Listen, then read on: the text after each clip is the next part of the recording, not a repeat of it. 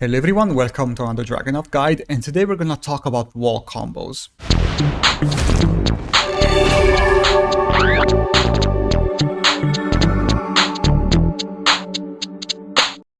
Alright, so I want to talk about wall combos because I realized that this is a topic that I didn't really tackle during the first year of Tekken 8. And also some of you asked why I'm using a free 1 sneak 1+2 as a wall combo instead of the classic down 3 to 1+2. So let's go at the wall and let's explain what are your options at the wall, right? So you're gonna see most Dragunov players going for something at... Wait, you're blocking. Okay. You will see most Dragunov players, even in tournaments, you will see them going with down 3 to 1+2. I've seen this many times in tournaments. This is still pretty much stable. I've seen Sun, I've seen, I think, Atif, although this is also very popular. Back 4-2, Sneak 4, this is also popular. In terms of raw damage, down 3 to 1+2 is still the best option. This is the wall combo that gives you the highest amount of guaranteed damage, right? This is not guaranteed. This is technically the highest amount of damage. Like, this is the most damaging wall combo, but this is not guaranteed. As you can see, a Hachi here can stand up and block the CD4. This is not guaranteed. If the whole thing connects, you get like 2 points of damage more compared to down 3 to 1+2. It's really not that big of a deal. Already down 3 to 1+2 is not a really damaging wall combo compared to the rest of the cast. It's pretty middle of the pack in terms of damage. It's not really that damaging. By doing this, you're just adding 2 points of damage at best. And it's not even guaranteed, because the opponent can just stand up and block the last hit. So, but these are the most stable options. This for damage, or you see pro players going for this, for Roki, because if they stand up, you can do CD4, and now they are at -8, and you can just start to do stuff like this. You know, you can do whatever. You are technically not in an advantageous position here. I'm personally not a huge fan of this wall combo, because yes, you get some Oki. Yeah, you get Oki. Like if he stands up, now you have plus frames, etc. But I'm not a huge fan of this, because if he stands up, you give up on so much damage here. Like you get 45 here, right? I mean, it's not the whole thing, because I'm not using the bound here. I'm not bounding here, but the whole thing is like it's not that damaging. And yes, you're getting good Oki, but I'm not a huge fan of this. So some people, if they want to go with Oki, some people they like to do this wall combo here, which does 48. 48. It does 48 damage, slightly more. You don't get the follow-up, but you end up in a much better position, in my opinion. This really reminds me of the old Pancake flip of Tekken 7, when Dragunov used to be able to do this. You delay the last hit, and this would flip the opponent basically in this position here. With the difference is that here in Tekken 8, if you do that, the opponent can still stand up by holding back. Wait, maybe it's back quick roll. He can quick stand up by holding back. In Tekken 7, that wasn't possible. This position here, you were forced to recover on the ground, stomach towards the ground, head towards the opponent, and that was so good for Dragunov, of course, because your opponent had basically no other option outside from tech rolling into a back 1+2 into pressure. It was great. But here they can stand up, but it's still pretty good. But it's on the reason why I don't like this walk combo is because you give up on so much damage. Like you get 48 instead of what? Yeah, you're 60. Here you get 60. This is not the whole thing because I'm not using the bound here, but you give up on so much damage doing that, and I am really not a fan of that walk combo. So at some point I realized that actually this walk combo here was actually pretty good. Because now, as you can see, in terms of damage, it looks like it does a lot, like way less damage than down 3 to 1+2. You see, but that's because I'm not using the bound. Here it does 56. If I do down 3 to 1+2, it does 60. But if I bound in this situation, let's say that I bound down 3 to 1+2. I'm doing 82 damage. I bound, and I go with 3-1 sneak 1+2. I'm getting 81, which is basically 1 point of damage less. But the reason why I really and there is a little bit of a stigma on this wall combo because in Tekken 7, this wall combo was really bad. This was Dragunov's most damaging wall combo in Tekken 7.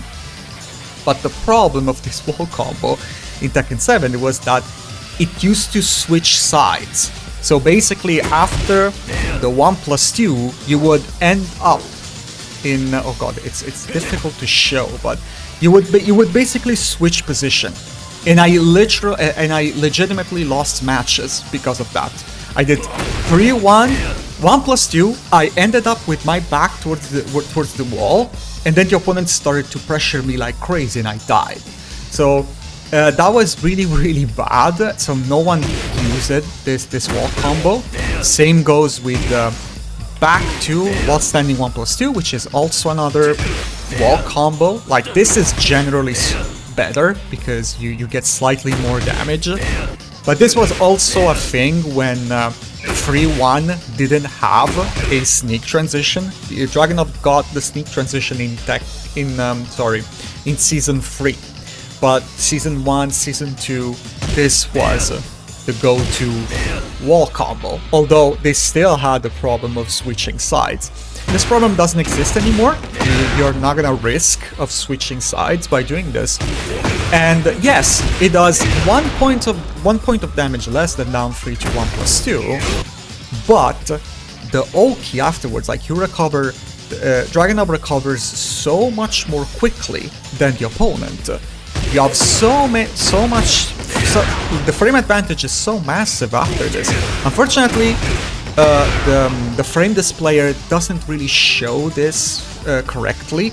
Like you can tell that I'm recovering in a much better position here, because here it says +8. If I do down 3 to 1+2, it says neutral, so you can see that it's not exactly +8. Like here, the frame displayer is not like you can't rely on the frame displayer because it's not accurate. But it is true that you're recovering a much better position, and the reason why I like to have those frames to play around with is because people really love to press buttons afterwards on the ground. In particular, spring attacks, as you can see, if I do down 3 to 1+2, then I follow up with a down 2, I'm gonna get clipped. But if I do this variation here, as you can see, that's not going to work. So this is why I like this wall combo here. It really gives me a lot of frames to play around in at the wall after the wall combo. But then I recently discovered a tech that involves using this wall combo here, which is pretty disgusting, I'm not gonna lie. And I think that if you watched some of my gameplays, you will probably start to notice this. But basically, if you follow up, let's say you do down 3 to 1+2, and then you try to follow up with CD4, that is not going to work. But if you do 3-1 1+2, I actually noticed that CD4 is gonna beat most get up kicks. Let's say you do low kick. That's gonna beat a low kick. And let's say you do a mid kick. It's the same thing. They have the same startup. If you're fast enough, you can beat that option. And of course, that's also gonna beat people staying on the ground. And if they tech roll, that's the most stupid part, is that it fully tracks both sides. So you can I'm not gonna whiff, even if you tech roll. This is not going to whiff. And of course, if they stay on the ground, they don't move, this is gonna clip them. Oh wait. You need to be very specific with the timing. But as you can see, if they stay on the ground, of course that's going to clip. What are the options to counter this? Basically, you can toe kick. I think it's called recovery kick in the menu. No, wait. Stop. But a toe kick is generally too fast. It's 15 frames, if I remember correctly. Come on. As you can see, no, it's 13 frames. Yeah, that is way too fast for Dragunov to be able to follow up with CD4. But another option is to roll on the ground. This is also technically possible. Oh, wait. Dragunov is not gonna track a roll on the ground. Wait. Oh. Okay. I guess it depends on whether or not you're clipping for. I think it's because he's clipping through the graphics, through the wall. I think. So yeah, but as you can see, if you roll on the ground, Hachi can escape this. As you can see. But basically you toe kick, or you roll on the ground, or I think you can also quick stand up, right? Stand up. Just stand up. I was looking for a quick stand up, but it's just stand up. Of course, if you stand up, you can block it, of course. But you end up at -8 at the wall. So that is really good, especially against very erratic players, people with very erratic play styles that like to spam get up kicks at the wall. This can really punish them for doing that, or spamming spring attacks. This is gonna really punish them. You're not really risking that much going with this follow-up. But you don't really see a lot of Dragunov players doing this. You don't see a lot of Dragunov, even in tournaments. Most Dragunov players they like to go with this one. I think, like for example, Olson. They like to go with this one, or they like to go with this one. This you lose a lot of damage. Am I recording? Yes, I'm recording. But you lose a lot of damage, and at the same time, the CD4 is not guaranteed. But with this variation here, you still get the big damage, and you still get the CD4 guaranteed. I mean, it's not guaranteed they can stand up, but this is actually really good, and I'm surprised that not a lot of Dragunov players are using this.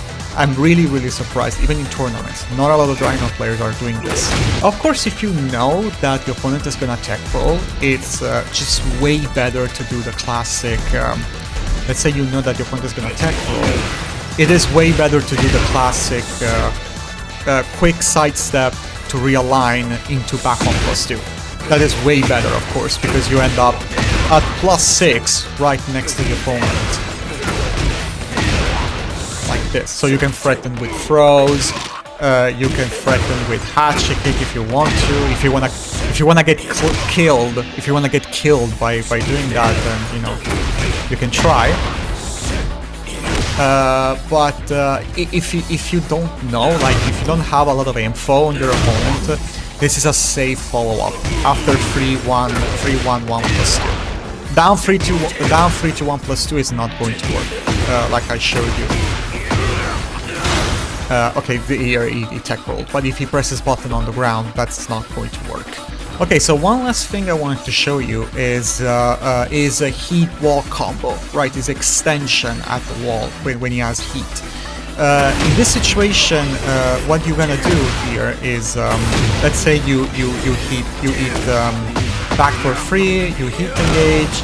Now you do forward free 1+2. You hold forward to heat dash, and then after that you do oh god, you do back 2 while standing 1+2.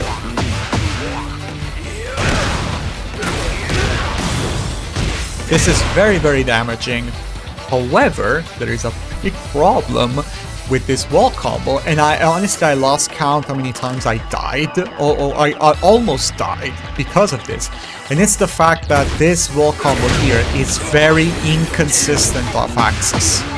Now here, this is gonna be very, like, this is practice mode, so the opponent is aligned with the wall on a very, very specific angle, so this is going to be very easy. This is gonna connect every time. But in a real case scenario, I promise you, this is going to whiff. It happened to me so many times, and I'm not doing it anymore. I need to lab to see if there is a more reliable option out of that. But for me, I lost count how many times I almost died attempting that, because it is very inconsistent, especially the last one, the wall standing 1+2 is going to whiff just randomly, and so you want to be careful. But that is the highest damage, the most damaging option when you have a heat. But anyway, that's all I wanted to say, so thank you so much for watching and take care.